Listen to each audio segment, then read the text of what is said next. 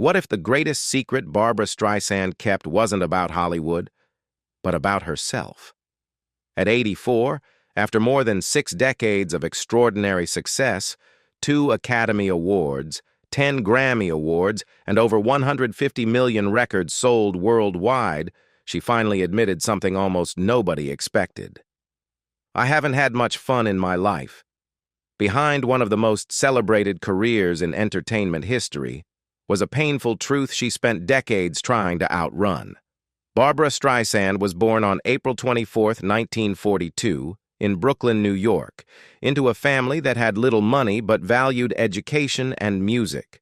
Her father, Emanuel Streisand, was a respected high school teacher with an academic background, while her mother, Diana Rosen, possessed a strong singing voice of her own.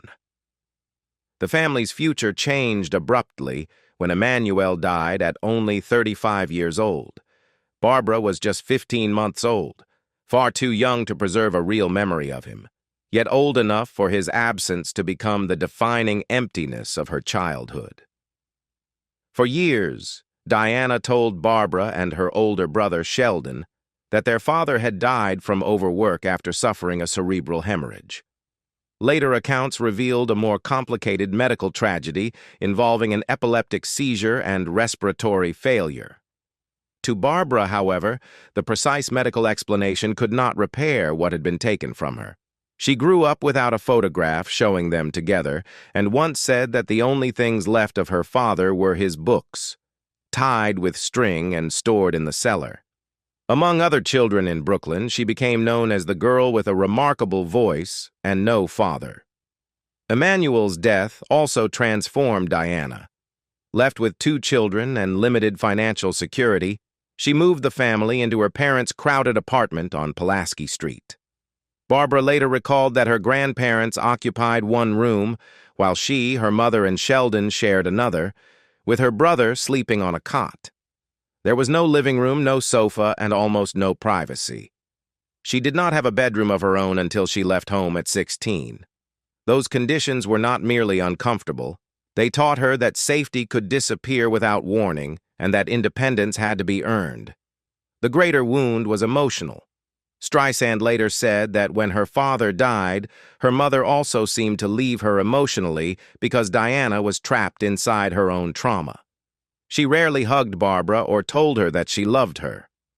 Instead, affection appeared through practical gestures, especially food. Even after Barbra moved away as a teenager, Diana would arrive carrying chicken soup or half a cantaloupe.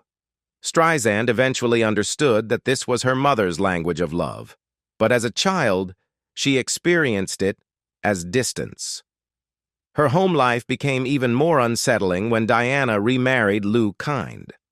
Streisand recalled returning from summer camp at about 7.5 years old and finding a strange man in her mother's car. No one explained that he was her new stepfather. She was simply taken to a different apartment and expected to accept a different family. Diana also failed to tell her that she was pregnant, leaving Barbra to discover another life-changing development only after it had already happened. Decades later, Streisand still described the experience as traumatic and connected it directly to her lifelong intolerance of dishonesty. She could accept painful truths, she said, but she could not accept being deliberately kept in the dark.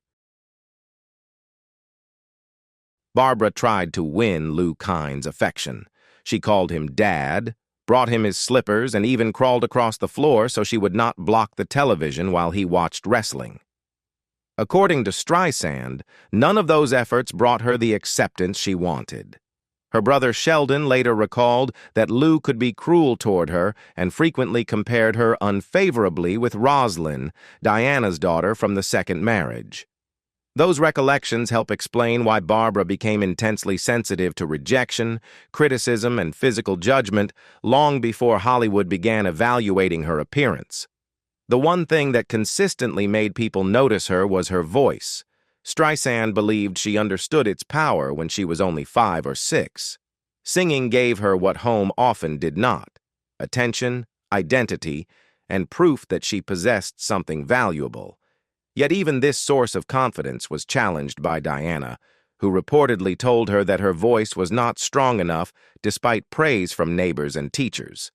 Instead of stopping her, that criticism sharpened her determination.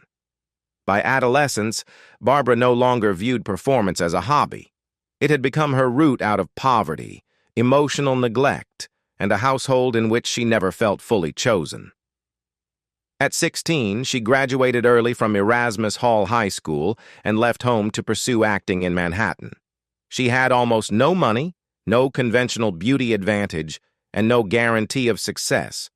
She worked small jobs, stayed wherever friends allowed her, and refused to abandon the conviction that she belonged on a stage.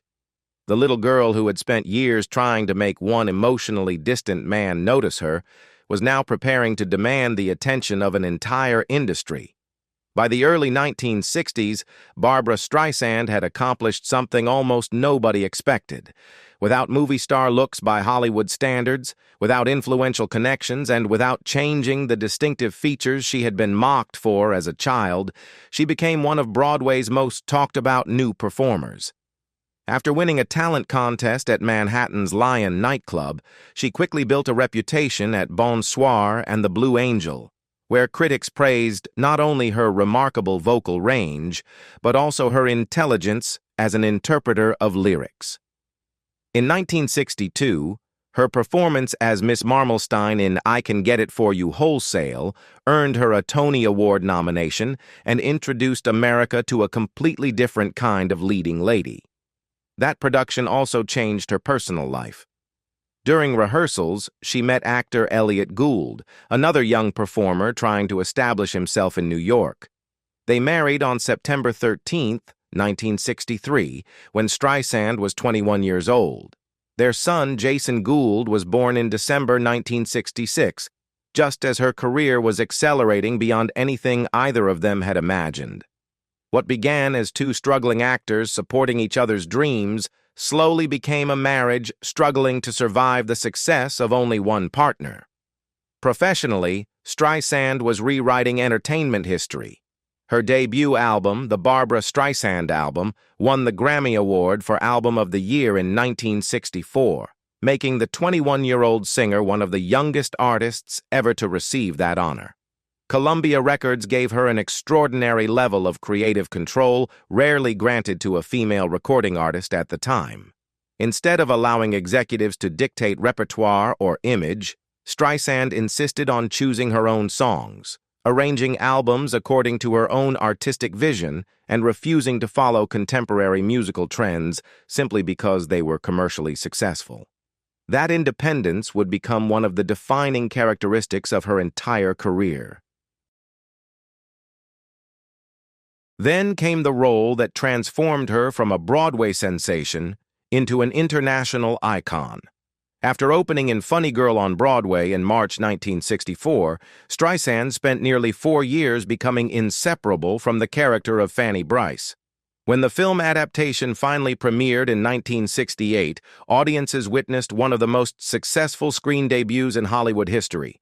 At just 26 years old, Streisand won the Academy Award for Best Actress, sharing the honor in the first and only exact tie in Oscar history with Katharine Hepburn for The Lion in Winter. The victory instantly placed her among the industry's elite. Success, however, created pressures that were invisible to the public. Hollywood executives repeatedly encouraged Streisand to change her appearance, particularly her nose, believing she would become more commercially attractive.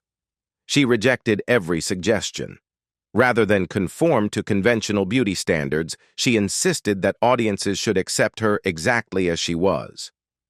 The decision eventually became one of the most celebrated examples of artistic confidence in modern entertainment, inspiring countless performers to embrace their own individuality instead of reshaping themselves to satisfy studio expectations. While her career soared, her marriage moved in the opposite direction. Gould later acknowledged that there was never one dramatic event that ended their relationship. Instead, Streisand's career expanded so rapidly that their lives gradually stopped moving in the same direction. He later reflected that they simply didn't grow together.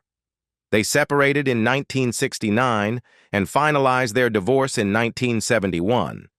Despite the heartbreak, both remained devoted parents to Jason and eventually rebuilt a respectful friendship that lasted for decades. By the 1970s, Barbra Streisand no longer wanted to be limited to performing material shaped by other people. She had already proved herself as a singer and actress, but directing offered something different: authority over the entire story.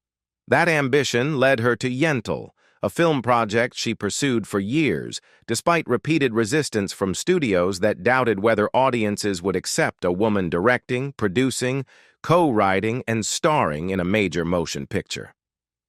The story came from Isaac Bashevis Singer's short story about a young Jewish woman in early 20th century Eastern Europe who disguises herself as a man so she can study the Talmud. Streisand first became interested in the material in the late 1960s, but the project spent more than a decade in development. Studio executives questioned its commercial appeal, its religious setting, and Streisand's determination to direct it herself. Some were willing to consider the film only if she surrendered control to a male director. She refused, even when that decision delayed production and placed much of the professional risk on her own reputation. When Yentl finally reached theaters in 1983, Streisand was 41 years old. She served as director, producer, co-writer, and lead actress, becoming the first woman credited with performing all 4 roles on a major studio feature. The production carried a reported budget of approximately $14 million and was filmed largely in Europe. Streisand was responsible not only for the acting but also for decisions involving cinematography, editing, music, costumes, and the emotional structure of the film. The pressure was intensified by the knowledge that any failure would likely be used as evidence that women could not command productions of that scale. The film became a commercial and award success, earning 5 Academy Award nominations and winning the Oscar for Best Original Song Score. At the 1984 Golden Globes, Yentl won Best Motion Picture, Musical or Comedy, while Streisand won Best Director. She was the first woman ever to receive that directing award, a distinction no other woman matched until Chloe Zhao won 37 years later. Yet the Academy did not nominate Streisand for Best Director, even though her film was recognized in several other categories. The omission became one of the most debated moments of that award season. Streisand later argued that the resistance she faced was rooted partly in sexism. In her view, behavior described as decisive or visionary in a male director was often labeled controlling when displayed by a woman. She also said she believed Britain had historically been less uncomfortable with female authority than Hollywood, pointing to national figures such as Queen Elizabeth II and Margaret Thatcher. That comparison reflected Streisand's personal opinion, but it revealed how deeply she believed gender shaped the industry's response to her work. Her directing career did not end with Yentl. She returned behind the camera for The Prince of Tides in 1991, adapting Pat Conroy's novel and directing Nick Nolte in a performance that earned him an Academy Award nomination. The film received 7 Oscar nominations, including Best Picture, but once again Streisand was excluded from the Best Director category. In 1996, she directed The Mirror Has Two Faces, which earned 2 additional Academy Award nominations. Across those 3 films, her work received a combined total of 14 Oscar nominations, yet she was never nominated for directing. Barbra Streisand's withdrawal from live performance was not caused by declining popularity or damage to her voice. It began with a single public mistake. On June 17, 1967, she performed before an estimated crowd of 135,000 people in New York's Central Park. During When the Sun Comes Out, she forgot part of the lyric. The audience may have viewed it as a minor lapse, but Streisand experienced it as a loss of control in front of thousands of witnesses. After that night, she largely stopped giving public concerts for nearly 3 decades. The fear was unusually powerful because Streisand had built her reputation on precision. In a recording studio or film editing room, she could repeat a performance until every detail matched her intention.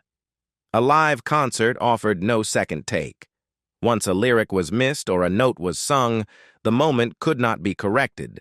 She later explained that she became frightened she would forget the words again, so she avoided situations in which that fear might be tested. The decision cost her enormous income, but protecting herself from another public failure mattered more than the money.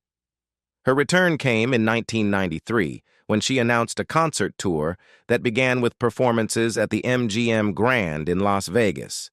Demand was extraordinary. Tickets sold rapidly despite prices that reached several $100s, and the tour became one of the highest-grossing concert events of its era. The production was carefully structured, with teleprompters, controlled staging, and a narrative built around her life and career. These precautions were sometimes interpreted as evidence that Streisand was demanding, yet they were also practical methods for managing an anxiety that had kept her away from concert audiences since the 1960s. She performed another farewell-style engagement in 2000, followed by a major North American tour in 2006 and international dates in 2007. The 2006 tour reportedly grossed more than $90 million from only 20 shows, demonstrating that audiences remained willing to pay premium prices decades after her first recordings. Additional tours followed in 2012, 2013, and 2016, but Streisand never became comfortable enough to treat live performance as routine. Each return required extensive preparation because the central fear had not disappeared. She had simply learned how to work around it. Barbra Streisand confronted the central contradiction of her life while promoting her 2023 memoir, My Name is Barbra. The 970-page book took nearly a decade to complete because she carefully checked memories against letters, journals, photographs, and recordings. Yet its most revealing moment came when she admitted, "I haven't had much fun in my life, to tell you the truth." After decades of extraordinary success, she said she now wanted to enjoy more time with her husband and live more freely. That stability came through James Brolin, whom she met on a blind date on July 1, 1996. Streisand immediately joked about his newly cut hair, and Brolin later said he admired her honesty. Their relationship developed through long conversations, and they married exactly 2 years later at her Malibu home. Their lasting marriage was built on practical effort rather than fantasy. They kept separate finances, attended counseling, and learned to respect each other's independence. Streisand valued Brolin's patience and steadiness, qualities that gave her something fame never could, affection without performance. In later years, she increasingly focused on her Malibu home, her son Jason, Brolin's extended family, and her animals. After her dog Samantha died in 2017, Streisand had 2 puppies cloned from her cells, a decision that reflected how deeply she struggled with losing those she loved. Barbra Streisand's story proves that success can change a life without necessarily healing it. After decades of awards, records, and creative triumphs, the truth she finally revealed was far more human than any Hollywood secret. She had spent so much time achieving that she had not spent enough time simply living. Do you think Streisand's honesty makes her legacy even more powerful? Share your thoughts in the comments and subscribe for more true stories about the hidden struggles behind Hollywood's greatest legends.